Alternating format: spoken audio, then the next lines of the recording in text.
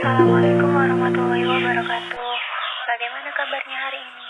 Semoga kita semua dalam keadaan baik ya. Dan semoga kita juga terhindar dari penyakit yang sedang viral sekarang, yaitu pandemi COVID-19. Nah, di sini saya dan teman-teman saya akan mengupas tentang materi inversion. Namun sebelum kita memasuki materi, ada baiknya jika saya memperkenalkan diri saya dan teman-teman saya. Kami berasal dari grup 4 yang terdiri dari 3 orang. Yang pertama adalah Ria Fisida, yang kedua adalah Salma, dan yang ketiga adalah saya sendiri, yaitu Tria Yunis. Baiklah teman-teman, sebelumnya mungkin teman-teman bisa menyiapkan satu buku dan alat tulis sehingga nantinya teman-teman bisa mencatat apa yang perlu dicatat atau mungkin teman-teman juga bisa mengingatnya. Nah, inversion. Apa itu inversion? Dalam bahasa Inggris, inversion adalah inversion a action of inverting a sentence where is the subject and verbs are in different positions or put down the auxiliary verbs before the subject. Nah, dengan kata lain, inversion adalah sebuah aksi dari membalikkan sebuah kalimat di mana subjek dan kata kerja berada dalam posisi yang berbeda atau meletakkan kata kerja tambahan sebelum subjek.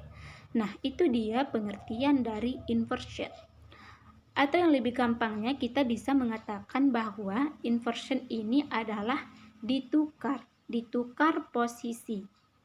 Nah, usually in a sentence of a question or statement. Nah, biasanya inversion ini terdapat dalam sebuah kalimat untuk sebuah pertanyaan atau statement atau sebuah kalimat pernyataan. Nah, untuk lebih jelasnya, teman-teman bisa melihat contoh yang ada di bawah ini.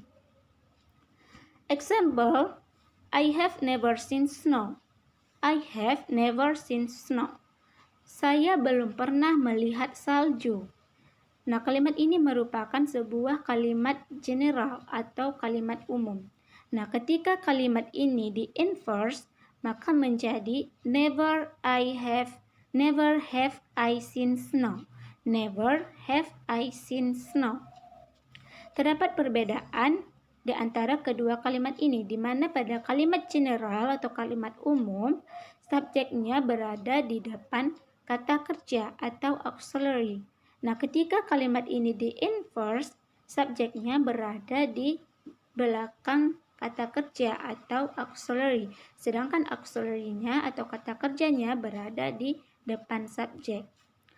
Nah, namun di antara kedua kalimat ini tidak terjadi perubahan makna. Nah, teman-teman, itu dia yang disebut dengan inversion. Nah, di sini ada sebuah tabel yang menjelaskan apa itu auxiliary verb dan apa-apa saja yang termasuk ke dalam auxiliary verb ini. Nah, bagi teman-teman yang mungkin bertanya-tanya, apa sih itu auxiliary verb? Nah, di sini dijelaskan bahwa auxiliary verb ini adalah a verb that changes or helps another verb. Auxiliary verb ini adalah kata kerja untuk mengubah atau membantu kata kerja lainnya. Maka dapat kita garis bawahi bahwa auxiliary verb ini adalah kata kerja bantu. Nah, di dalam tabel ini teman-teman bisa melihat apa-apa saja yang termasuk ke dalam auxiliary verb.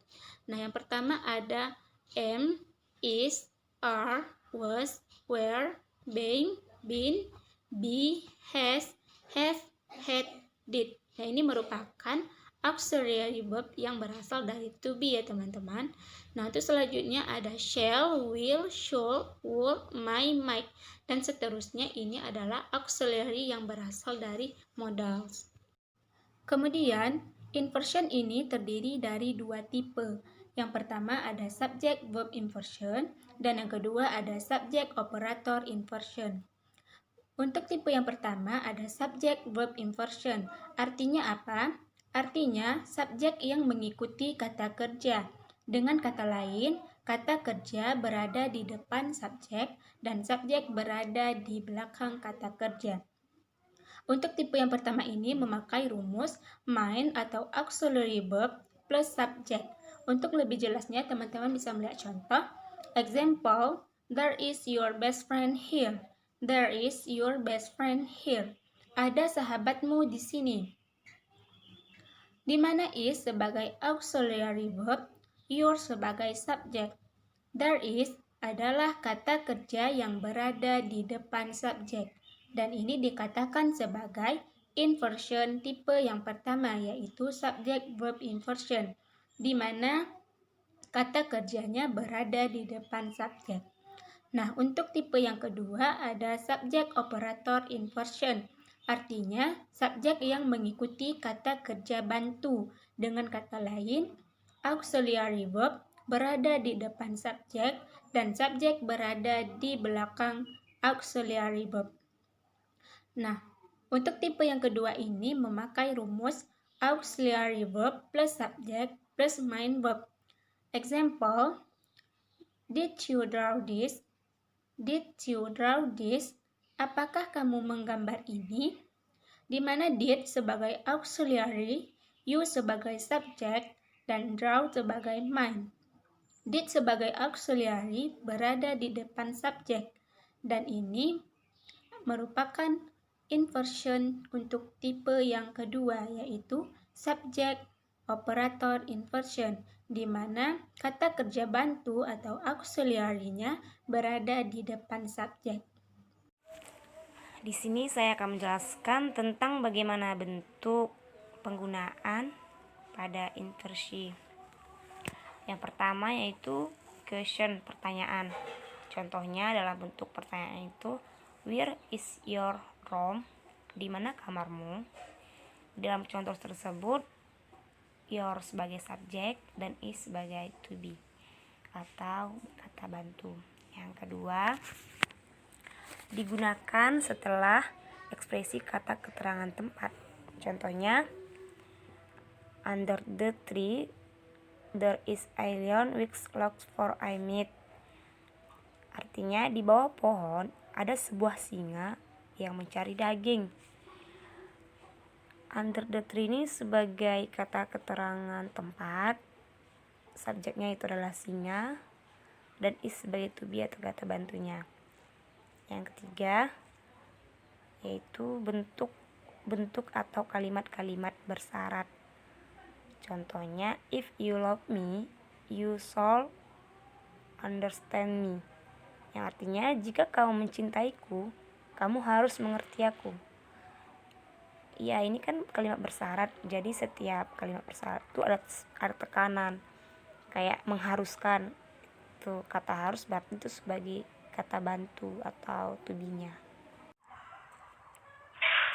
Baiklah, di sini saya akan melanjutkan penjelasan dari teman saya. Di sini ada 4 compression in English, yang artinya perbandingan dalam kalimat, yang biasanya menggunakan as atau then. Dalam penggunaan inversion bentuk ini, setelah as atau then, lebih ditekankan dalam penulisan bahasa Inggris yang bersifat formal. Walaupun as mempunyai banyak arti, namun jika konteks dalam kalimat ini dapat kita ketahui, maka kita akan mengetahui pula artinya. Seperti pada contoh, he was very diligent, as were his friends. Nah, pada as were diposisikan sebagai compression, sedangkan pada was diposisikan sebagai auxiliary. As were di sini itu diartikan sebagai apa adanya. Namun, dalam kalimat berbeda pula artinya. Seperti yang sudah saya katakan tadi bahwa arti dari kalimat ini adalah dia sangat rajin, begitu pula teman-temannya. Berarti, as were dalam kalimat ini diartikan sebagai begitu pula. Selanjutnya, nomor 5, negative meaning. Negative meaning ini adalah kalimat yang mempunyai makna negatif. Dalam bentuk kalimat ini, memiliki suatu penegasan atau penekanan yang biasanya akan didahului oleh adverb, yaitu kata keterangan, seperti always, usually, seldom, sometimes, atau never. Nah, di sini saya mengambil never sebagai contoh. Contohnya, never I have seen such. yang dimana never ini sebagai negative adverb dan have ini sebagai auxiliary dan I sebagai subject. Arti dari never I have seen such ini adalah saya belum pernah saya melihat itu. Jadi jika kita memperagakan kalimat dari belum pernah saya melihat itu kan artinya ada penegasan di belum pernah melihat gitu kan. Nah, makanya di sini never itu kan belum pernah. Makanya never ini diposisikan sebagai adverb karena penekanannya berada di depan. Selanjutnya yang keenam yaitu plea atau permohonan yang artinya kalimat tersebut mengandung kata memohon atau meminta. Dan biasanya pada awal kalimat itu terdapat kata memohon atau meminta seperti my atau would. Seperti pada contoh, would you close the door yang artinya bolehkah kamu menutup pintu? Yang dimana would ini tidak hanya kata meminta atau memohon, tetapi juga termasuk dalam kata auxiliary. Dan contoh lain dari kalimat permohonan ini yaitu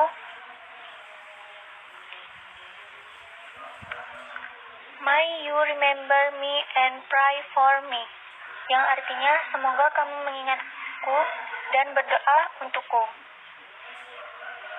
Yang artinya pada kalimat tersebut may itu adalah kata memohon atau meminta.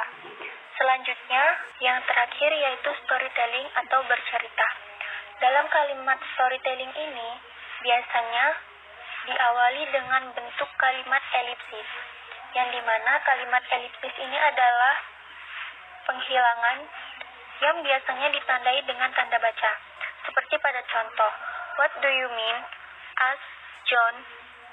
Nah, di sini tuh artinya, apa yang kamu pikirkan? Kata John. Di sini ada tanda tanya yang mengartikan bahwa ini tuh sebuah cerita. Kenapa? Karena jika tidak ada tanda tanyanya, maka dapat diubah menjadi kalimat, apa yang kamu pikirkan sekarang? Kalau seperti itu, tidak perlu ada kata keterangan seperti John yang bicara atau saya yang berbicara. Namun karena ini kalimat bercerita, perlu ada tanda tanya untuk menjelaskan intonasi. Nah, di sini ada do sebagai auxiliary dan ask sebagai verb, yaitu kata kerja.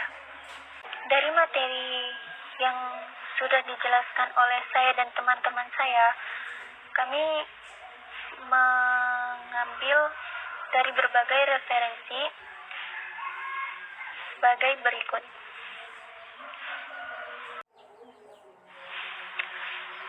Terima kasih atas perhatiannya